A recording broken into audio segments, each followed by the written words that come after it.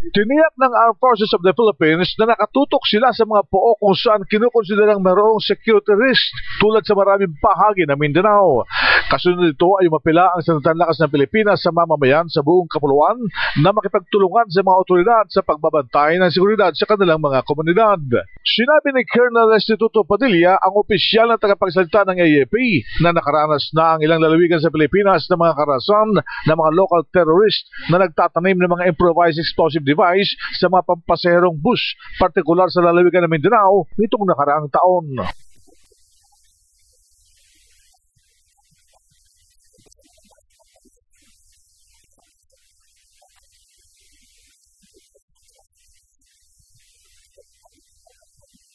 Ayon kay Padilla, kung ang lahat ay magiging alerto, ay mapipigilan ng anumang mga pagtatangka ng mga masasamang elemento na makapaghasik ng terorismo.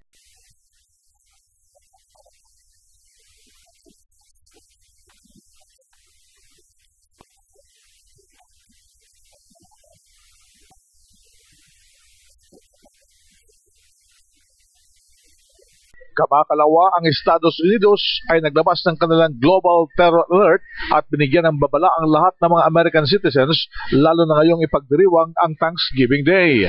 Sa nilabas na lang Worldwide Travel Alert, kanilang pinag-iingat ang mga American citizens sa paglalakbay dahil sa tumataas na banta ng terorismo. Kamakailan ay nagkaroon ng magkakasunod na coordinated assault sa Paris at ang huling pagsalakay ng mga turista sa Bamako, Mali. Para sa DCRH News, RH 911 Bing Formento, naglilingkod sa pagbabalita.